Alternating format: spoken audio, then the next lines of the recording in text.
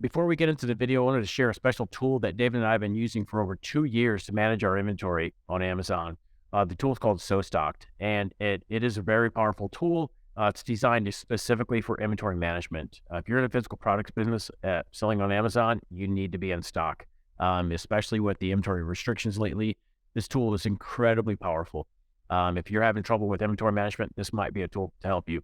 SoStocked is partnered with Firing Demand, and they've offered our guests, our listeners, a 30-day free trial. So click the link in the video description to get 30-day free trial. On to the video.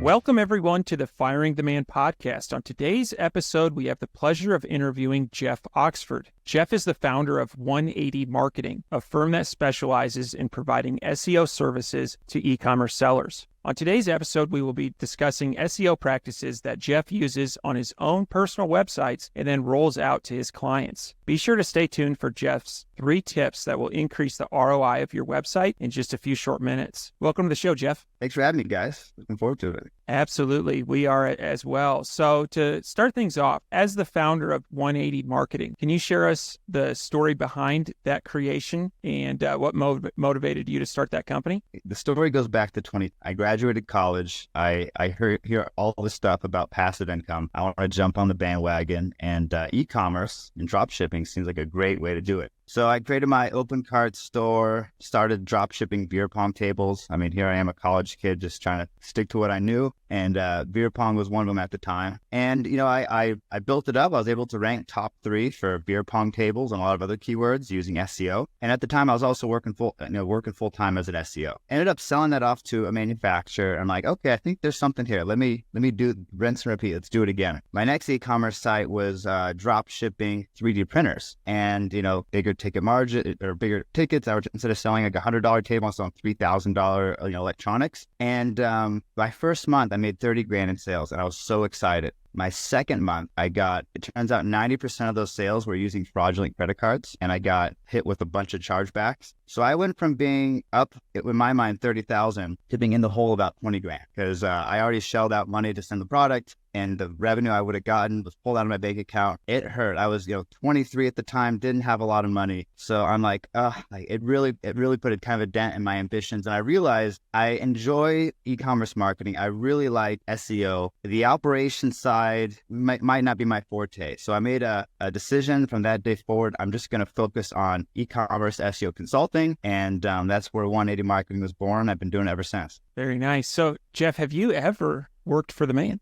I have, yeah. Okay. After college, I worked for a few different SEO companies. So joined as an SEO specialist, worked my way up to like an SEO project manager. And then I was leading the SEO department for a fairly large digital marketing agency, working with Fortune 500 companies. I'd say all in, I probably had about 2 years working for the man. And during those 2 years, I came across, I'm sure you guys are very familiar with Tim Ferriss's 4-Hour Work Week. That was my fuel for getting out as soon as possible. It's like that itch you have to scratch. And I just remember driving to work, just playing 4-Hour Work Week, listening to podcasts. I'm just trying to figure out, like, how can I get out of this as soon as possible and start my own thing. Very nice. And last question, then I'll kick it over to Ken. What advice would you give to people that are working a day job in a profession that they really enjoy, like you were with SEO, but want to fire the man? What advice would you give to them? I think it's just slow and steady incremental progress. Like, just keep your goal at the front of your mind. It might not happen in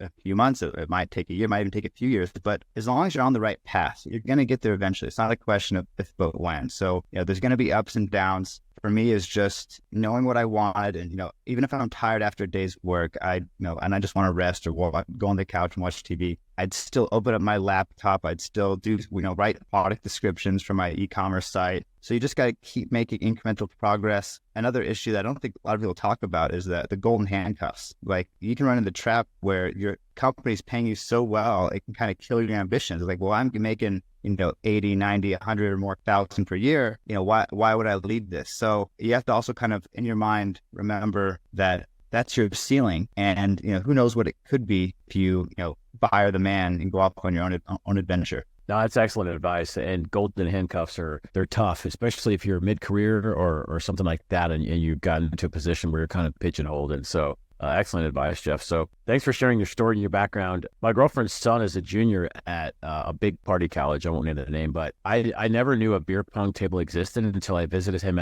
he lives in a frat house. And so they have an outdoor and an indoor beer pong table, and it doubles as a ping pong. And so it's kind of cool if you were drop shipping those.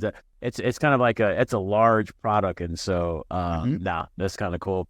My question I've got for you. And so being in marketing and SEO, and so data and metrics are kind of drive profitability. And so how do you at 180 Marketing, how do you balance on the marketing side, the creative, and then on the data side, like data and metrics, how do you blend those to find the right strategy? Do you have any insight in that? Yeah, the short, like, that's one thing that's cool about SEO and digital marketing in general. You have the creative side, you also have the analytics side. So the creative side is usually forming your hypothesis. Maybe you want to test, different buttons, or test different title tags, or test different colors, or test a new layout. So that's where the creative side comes in. It's forming that hypothesis. And then the analysis, kind of more data-driven side, is reviewing the data to see, how good was your creativity? Was the creative part of your brain, did it increase conversion rates? Did it increase your rankings? Or do you need to try something else? So I think it's, using data to kind of form how well your creativity performed, and then adjusting accordingly. Very nice. Very nice. Cool. When you form that hypothesis, what is the metric for we are done with this test, right? Have you run it by 1,000 users, or is it, how do you know when you've arrived at a decision? So I'll try to keep this within like the SEO lens, but let's say we're doing content marketing and we're trying to think of a piece of content to promote that's going to be attractive to bloggers. So we'll come up with a title or an angle that we think is compelling. We'll promote it, and we'll kind of see how it did. And for us, like a big portion of SEO is link building. So we want to see, what was our response rate? What was our success rate? And sometimes you get a home run, you get a piece of content with dozens of links, or maybe even more than 100. A lot of times, though, even for people that have been doing this a long time, you get a piece of content that maybe falls flat on its face and only gets, a few shares or a few backlinks. So it's just kind of, coming up with, again, can you come up with your hypothesis? Why did this fail? What could we try next time? Was the angle, was it not close enough to the bloggers that we're promoting the content to? Was there issues with the design? Do we have to kind of change the layout? Was it too long? Was it too short? And just kind of doing these iterative tests, and you can kind of get closer and closer, saying, okay, like, this is what our target audience and our bloggers are probably looking for. Let's, iterate on this and learn from our shortcomings so we can create something that people like. So the number of links is an important metric you're mentioning. Is there a time frame that do you give it a month, or do you give it 6 months? What would be the typical time frame of a test? Typically, it's like if we're doing a content marketing campaign, we're probably going to promote that from anywhere from 300 to 500 different bloggers. So our goal, we don't, just for email deliverability reasons, we don't want to blast it all on one day. We usually kind of spread it out over a month. I'd say within 1 to 2 months max, we should see, how is our response rates? How many of the links did it pick up? There's still the evergreen portion of it, where if you have a piece of content, it might just attract backlinks naturally, but you can get a pretty good idea of how receptive, bloggers are to a piece of content within that initial promotion process. What is something that you think most e-commerce entrepreneurs get wrong about SEO? This is something I love to talk about. So many e-commerce store owners I talk to, they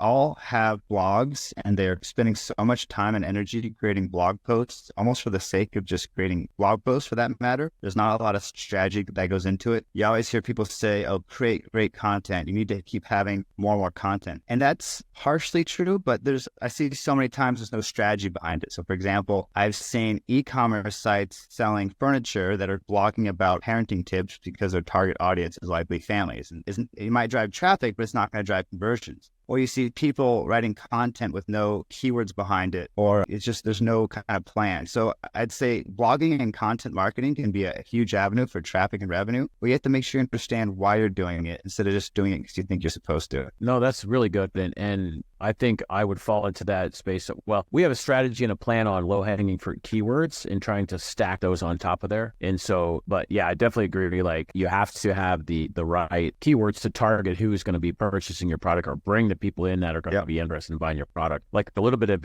a deeper level, this is, we have a couple of e-commerce sites where we were hit with the helpful content update I think it was Q3 or Q4, August, September range last year. Mm-hmm. What are some things that you recommend to e-commerce clients that if you're hit with the Google update, how do you recover from that? Do you have any steps to do that? It's really tough. I'll give you a few tips about it. So with these updates, kind of just setting the stage, when Google has an update, it's spending a lot of processing power to do a deeper evaluation than normally for all the sites. It's going to look deeper into your pages and your engagement signals and everything. They can't do that all the time. So it just requires so much processing power, and processing the entire web at that scale is expensive. So they can only do it maybe a few times a year. So if you get hit with an update, even if you do everything right, you might see some incremental benefits, but you're not going to recover until the next update. So unfortunately, if you got hit in the August update, you might not have if you fix things, you're not going to really feel it until the March update of this year. And if you got hit by this March update, realistically, you're not going to recover until you do everything right and the next update comes along. So the kind of way to think about it is, if you do get hit, you now have about 3 to 4 months, depending on how fast Google wants to roll out these updates, to make the necessary changes to improve your site. Now, what are the changes you need to make? Google, unfortunately, doesn't give us a lot of direct information about this, but there is a lot of kind of correlation studies and kind of reading between the lines of what sites benefit and which ones don't. One thing that we see is usually a focus on what we call EEAT. It stands for expertise, experience, authoritativeness, and trust. And this comes straight from Google's quality rater guidelines. Basically, it's just making sure that your site, it looks legitimate. Like, for example, I see a lot of e-commerce sites, they don't have a phone number or an address, they just have a contact form. Well, it's hard to trust a site that doesn't even have an address or phone number. So kind of simple fixes you can do there is go get a Google Voice number, just have some type of recording, and then have a good voicemail. But at least you have a phone number to look more legitimate. Or maybe you don't have a Google My Business profile with any reviews. Maybe you don't have an about page. Maybe it's a faceless e-commerce company. How are you going to trust a company if you don't even know if people actually work for it or not? So having an about page at least looks more legitimate. If you have content doing blogging,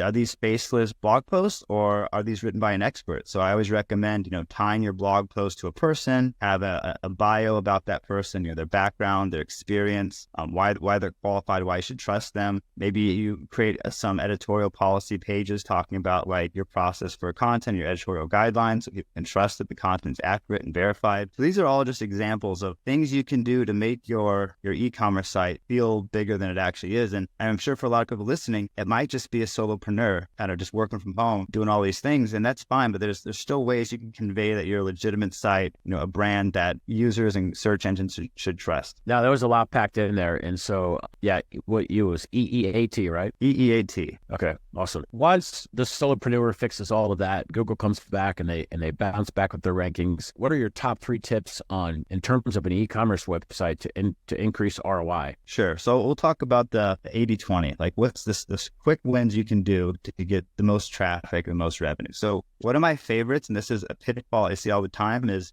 making sure you have category descriptions for your category pages. And it doesn't have to be a whole blog post, just having like 150 to 300 words of content on your category pages. And we don't just want fluffy content for the sake of SEO. We actually want helpful content. So talk about what are the benefits of your product? Who are these products designed for? Why should somebody go for a premium product over a budget product? What are the materials or the styles? And it kind of like a mini buyer's guide, answering questions that a potential customer might have about your product. I do a lot of e-commerce audits, and I'd say only a portion actually do this and do this correctly. Don't think for a second that you have to put this big, ugly content block on top of your pages and push down your great products. That can have a negative impact on conversion rates and user experience. So a few options is put it at the top of your page, but maybe expand the content block. So it's not just this huge block of content. Maybe you put it at the bottom of the page. So just having some content on your category pages can really help them rank better. And the reason that's so important is most of the big keywords that you're going to be targeting are probably going to be ones you're targeting on your category pages. Yeah, so it's super helpful. And I definitely don't see category descriptions on much. And I think we have a couple, but I think we definitely can improve there. Yeah, long story short, if you're trying to rank for a keyword and you're trying to push a category page for that keyword, you most likely need at least 150 to 300 words of content on that page. That would be the first one. And sticking with category pages, and I'll focus on this because from what I've seen product pages, you're almost too long tail that there's not going to be a lot of big keywords to go after. So most of your most important pages for an e-commerce site are usually going to be your category pages. I always recommend doing some keyword research, whether it's using a paid tool like Ahrefs or SEMrush, or maybe using a free tool like Google Keyword Planner. You want to know what people are searching for and make sure you have category pages based on those keywords. So maybe you're selling beds. Okay, great. You have your beds category page. People are probably searching king size bed, queen size bed. It might be firm beds. It might be, whatever it might be. Do the research, see what people are searching for, and make sure you have specific pages for those keywords. Very nice. Very nice. When somebody is done with keyword research, they're going to have a long list of keywords. And some of those are going to be, like, to stick with your example of bed, it'll be like different iterations, like sizes or colors. Yeah. But what would you say for a typical product? How many keywords should somebody focusing on SEO work on? Like, if you have a list of 1,000, how many of them deserve, with the 80-20 rule, how many of them, what 20% of those keywords or whatever that number is, are going to produce 80% of your results? Well, that's a very, very fascinating question. And if you go back to the early days of Google, talking like 2010, 2012, you would see an e-commerce site have a page for cheap, let's say gaming laptops. Let's say you'll have a page for cheap gaming laptops. They'll have a page for discount gaming laptops. They'll have a page for budget gaming laptops. They literally create a separate page for each of these keywords because Google wasn't as sophisticated yet. Google didn't realize someone's searching for budget gaming laptops or affordable or cheap. They're all essentially looking for the same thing. And you could capitalize on that by having these overly specific pages. Well, as Google's evolved, they've gotten a lot better at focusing on search intent and saying, what are people actually looking for? What do they expect? And chances are now the search results for affordable gaming laptops or budget gaming laptops are probably going to be almost the same, because it's kind of a roundabout way of answering your question. But you could have one page targeting as many relevant keywords as possible. You can take so many derivatives of that. Maybe someone's searching budget gaming laptops online, affordable gaming laptops online, buy affordable gaming. There's literally like hundreds, if not thousands, of permutations for someone looking for a cheap gaming laptop. So there's nothing wrong with targeting thousands of keywords on the same page. What's more important is, what's the main search intent this page is solving, and having one page for that kind of cluster of related keywords. So instead of thinking of like how many individual keywords, think of it as like a grouping. Like, okay, this is my page targeting all these affordable, cheap, budget keywords, and that should be all you need. So there's nothing wrong if it's 10 keywords. There's nothing wrong if it's hundreds or even thousands. What's more important is, what's the main search intent this page is solving. That makes sense. So you had mentioned a really good story at the beginning of this about the fraudulent credit cards and going in the hole, 20K at a pretty young age. Probably most everyone listening to this knows entrepreneurship comes with some highs and some lows. And so what have been some of the challenges that you've faced as the founder of 180 Marketing, and how have you overcome them? Running a business, and, Cam, we were talking earlier about that burning the boats. Just kind of once you commit to this, you're kind of stuck with it. There's been times earlier on where I was either didn't have enough work and I was stressed out because I don't know how I'm going to pay the bills. And there's been times where I have so much work, I'm stressed out because I don't know how I'm going to get things done. And in full honesty, there was times where I would have fantasies about like, oh, wouldn't it be nice if all my clients fired me tomorrow and I could be free of this behemoth that I've created for myself. But once you fired the man and you're on this path, you kind of burn the boats and you're committed to it. And all the more when you have employees,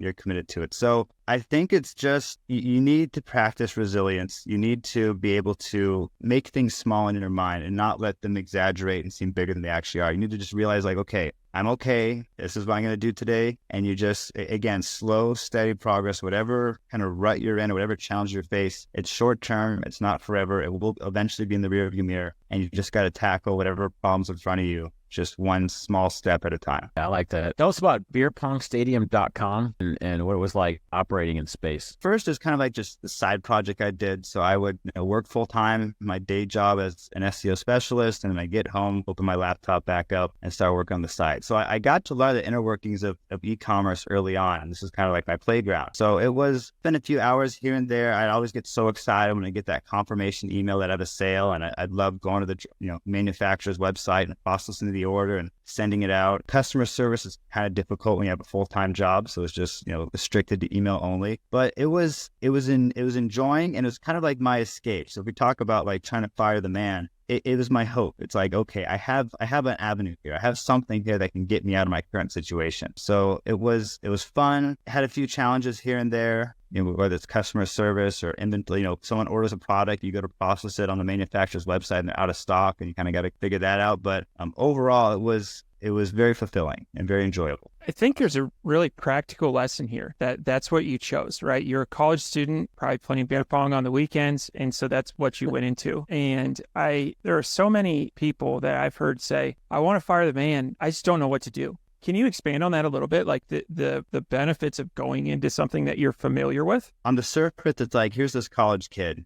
Sure, who's going to create this beer pong e-commerce site, but there's a little more strategy that went into it. I wanted something that had a ticket cost, a price where it's not so much that they want to talk to you with the phone, but it's not so small that it's not worthwhile. I wanted a space that wasn't too competitive, but most importantly, the reason I went with beer pong tables, it's one of the few products that you can't buy locally. You can't just go to, Target or Home Depot and buy a beer. Yes, you can buy tables, but not an official beer pong table. So that was what drew me to it, is I thought there's some opportunity there, and it was something I was interested about. But, when all was said and done, I pretty much just broke even on the site. I'm only making $40 profit per table. Once you factor in hosting and, link building costs and content costs and everything, by the time I sold it, I pretty much just recouped what I put into it. So it wasn't this like huge sale where I could go celebrate and live on the beach. Like, all right, well, I no longer am negative for this business. That's kind of cool. And then, rolling to 3D printers, which also, I mentioned that before, wasn't the most successful. And even before my beer pong site, I had an AdSense site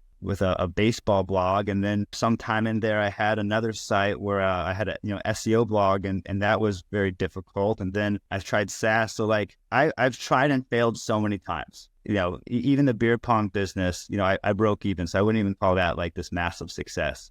So it kind of goes back to resilience, where your first idea, you're probably going to get it wrong, but you can learn from that and roll that into your second idea, which you might also get wrong. And then you can learn from that to the third idea, and just you keep going until you've learned enough lessons that everything clicks. And then you can get that project or website or idea that really just takes off. That's really, really good advice. And I think that's something that keeps people on the sidelines is, well, what if I fail? And the answer is you probably will. And so it should. Yeah. But let me ask you this. So you invested a lot of time, a lot of energy and money into beer pong, beerpongstadium.com. At the end of it, you broke even. Would you do it again if you could replay? There's two words that I want everyone listening to this to really understand. Educational expense. Yes, you might not make money. It might not be a success, but people are spending, 30, 50, 100 grand on a 4-year college degree. With my beer pong site, I was losing money for a long time, but I learned so much. I learned about e-commerce sites and marketing and pricing and, product photography and customer service and, databases and website. I learned so much, and it cost, when I broke even, it essentially cost me nothing. So I think if you reframe yourself of like, oh, this was a failure, and instead reframe it as this is just an educational expense. And now I have a lot more knowledge and skills that I didn't have before, and I'm going to be that much better next time I take a go at this. Yeah, no, it's an excellent take. And also, thanks for sharing, Jeff, on like, you tried something, you failed, you tried something else, you failed, and all, like, especially someone that's maybe they're listening to the show, they're just like, they haven't started yet. And they're like David mentioned, that's tripping them up. Oh, what if I fail? Well, you should fail. Like, you're not going to be successful. Like, maybe you're very lucky and you're successful on your first venture, but even in that first venture, you're going to have small failures all day long, every day, and recovering from those. I think that's where the mindset of being gritty and persevering is. That's where that comes from, being a successful entrepreneur, because you can pick up, take your lessons, learn from that, move on to the next thing, learn, get better. Each time you do that, you're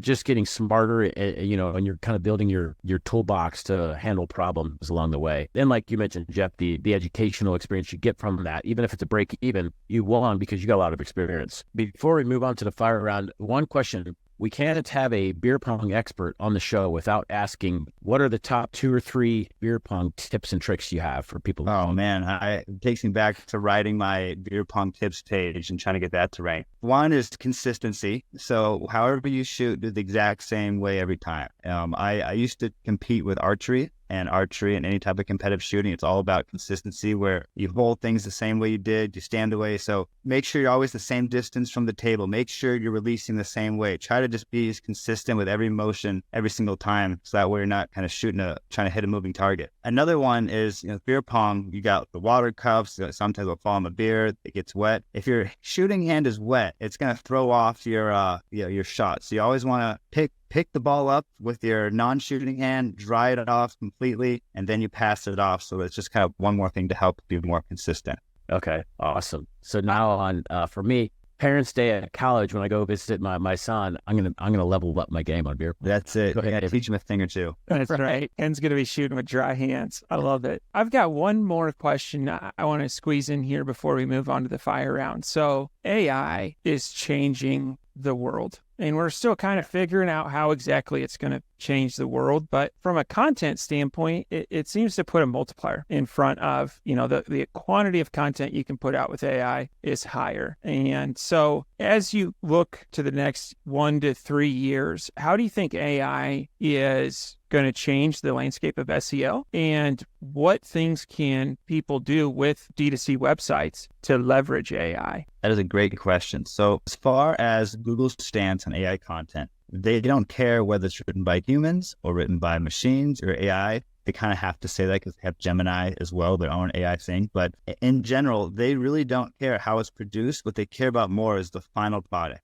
Is the final piece of content that you produce have high engagement metrics? Are people bouncing, or are they staying on it? Is it factually correct, or does it include things that just aren't true? So assuming your final piece of content you're publishing on your site is a good piece of content that's helpful, informative, and provides a good user experience, it's totally fine to use AI to do it. So how this has kind of shifted things is, well, on one hand, you have the people that are taking shortcuts where they just do an AI article, don't even fact check it, don't even do anything, just publish it and do that in mass. Those people are having a bad day. They're getting penalized and they're losing traffic. There's a huge update just earlier this month in March, specifically targeted that. We saw a lot of lower quality sites just get, penalized to oblivion. So they're really starting to drop the hammer, and they're only going to continue. On the flip side, AI is a great tool and a great starting point. So I like to kind of position AI content as a starting point in your content production workflow. I think we're moving away from human writers to AI writers with human editors. So what kind of the new model that we're seeing a lot is you use AI to do your first draft, and then you have humans, fact check it, maybe add some images or tables or call out boxes and kind of really polish it up a bit so the final product looks good. So it's more of a time-saving tool and more of a starting point than the end-all be-all content production tool. I like it. Yeah, sure. So Jeff, all of our guests that come on the show, we put them through the ringer in what's called the fire round. It's a rapid series of questions. Are you ready? I'm ready. Let's do this. What is your favorite book? 4-Hour Work Week. Nice. What are your hobbies? I like watching MMA and stand-up comedy. Awesome. Who's your favorite comedian? I like Taylor Tomlinson a lot. I like Brett Kreischer. I like Bill Burr. I'd say those are some of my favorites. Okay, nice. What is one thing that you do not miss about working for the man? People tell me what to do and how to do it. Excellent.